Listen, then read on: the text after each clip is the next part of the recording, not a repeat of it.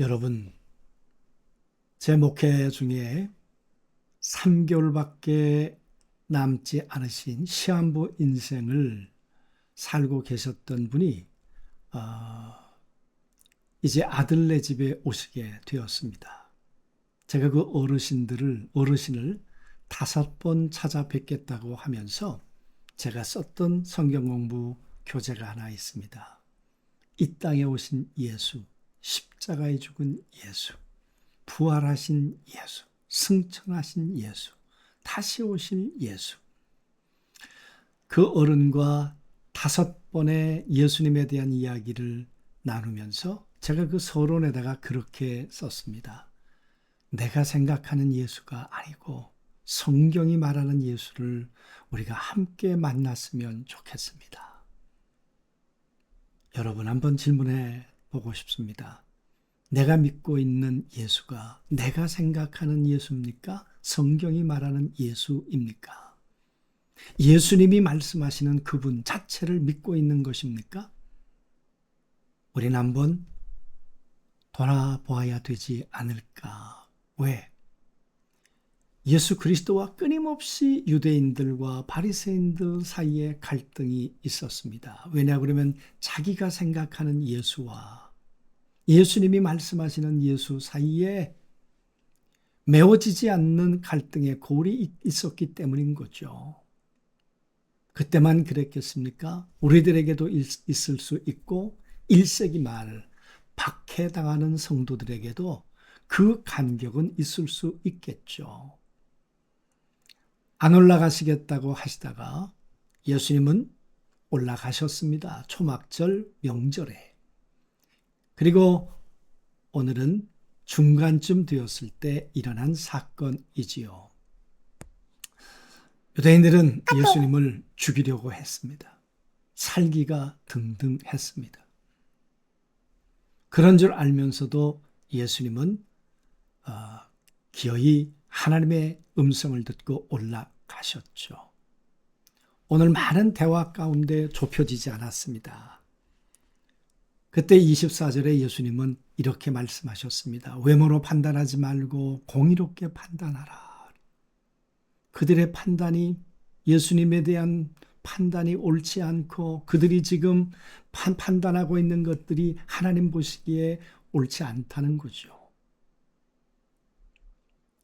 여러분, 그 예수 그리스도가 도대체 누굴까요? 조훈 선생님? 4대 성인 가운데 한 분? 그럴까요?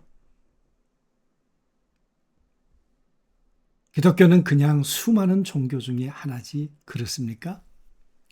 예수님은 훌륭한 도덕 선생님 정도, 그 정도입니까? 이렇게 예수님을 호구린 판단하고 계시냐 그 말이에요. 예수님은 우리에게 그래서 묻는 거죠. 너는 진짜로 내가 누구인지 똑바로 알고 있는가? 응? 가장 무서운 함정이 뭡니까? 껍데기 종교입니다. 당시 종교 지도자들은 규칙은 완벽히 지켰지만 하나님의 본질, 하나님의 본성은 잃어버렸다 그 말이에요. 입으로는 하나님을 믿는다고 하면서도 정작 하나님의 아들은 죽이려고 했습니다. 하나님이 왜 저 아들을 사람의 몸으로 보내셨는지에 대한 하나님의 마음을 담을 수 있는 준비가 안 되었던 거죠.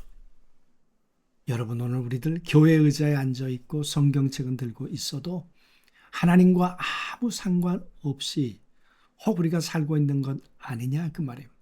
하나님 없는 종교 생활, 그것이 가장 큰 비극이죠. 제가 전도를 했습니다. 택시를 탔는데 그 기사님이 그렇게 말씀하셨습니다. 우리 아버님이 개척교회 목사님이십니다. 그런데 교회를 안 나갑니다.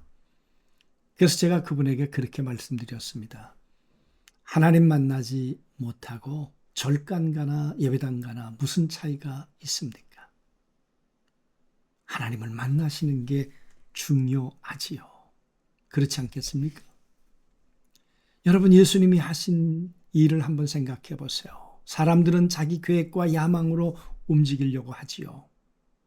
그러나 예수님은 스스로 계획하거나 판단하지도 않으셨습니다. 오직 하나님의 음성을 듣고 그대로 순종하는 것. 어제도 우리 예수님이 움직이셨던 그 근거는 하나님의 음성, 바로 그것이 에우리스트 시제라 그랬습니다.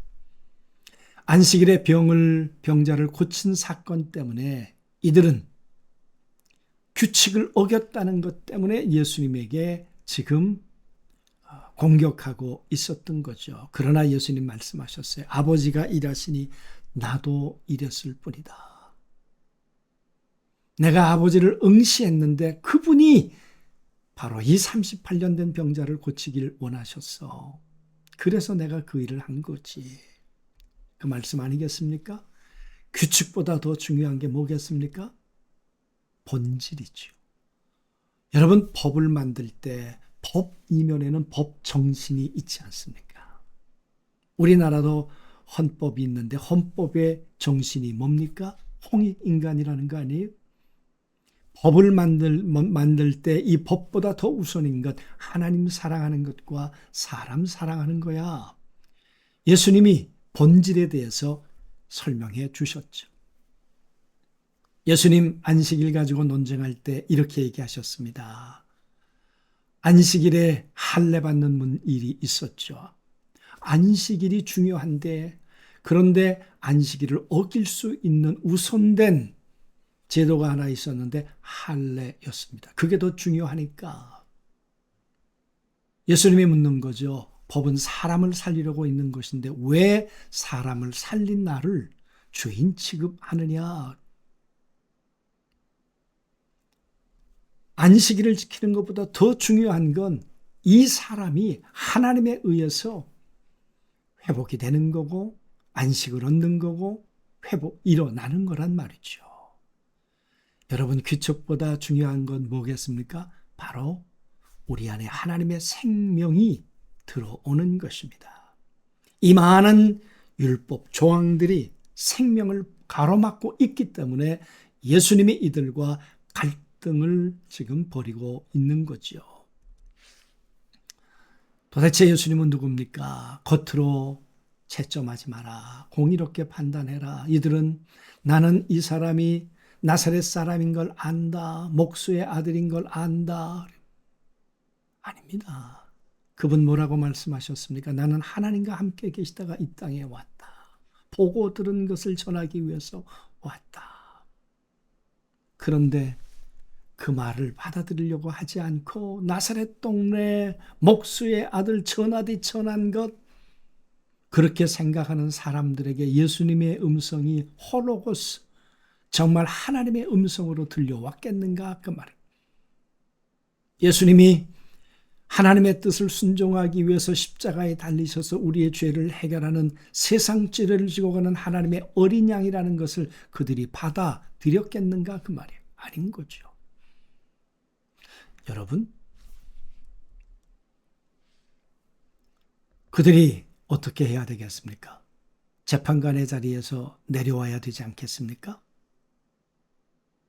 그리고 예수님, 내가 정말 몰랐습니다. 당신이 말하는 예수, 성경이 말하는 예수를 내가 받아들이기를 원합니다. 당신만이 나를 위해 십자가 위에 죽을 수 있는 하나님의 아들이십니다. 그렇게 고백하는 자에게 거룩한 성령의 은혜가 생명으로 임하는 것 아니겠습니까? 초대교회에 박해당하는 그 성도들이 오늘 이 이야기를 보면서 나도 과거에 저랬어. 나도 예수님에게 돌을 던졌던 사람이야. 그런데 나 같은 이런 죄인을 위해서 예수님이 죽으셨어. 그리고 부활하셨다가 성령으로 내 안에 지금 함께 계셔. 그런데 어떻게 내가 이 생명을 버리고 다시 유대교로 돌아가겠는가? 난 못하지.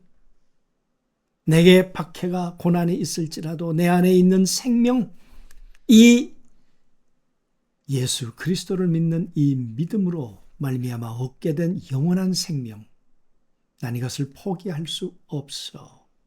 아마 예수님은 이 박해당하는 성도들이 그 믿음으로 견뎌내기를 원해서 이 그림을 다시 그들에게 보여주셨겠죠.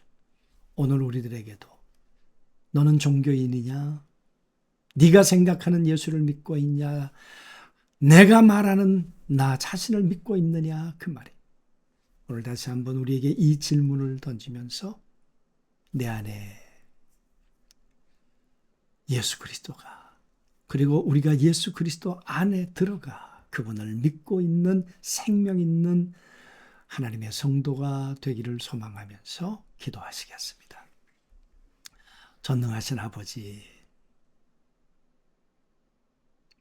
정말 예수님이 이 땅에 오셔서 무수히 많은 사람들로부터 오해를 받으셨습니다. 그런 인간들을 위해서 십자가에 지시고 그런 인간들의 죄를 대속하시기 위해서 그 십자가의 모진 고통도 감내해 내셨습니다. 그리고 부활하신 후에 성령으로 오셔서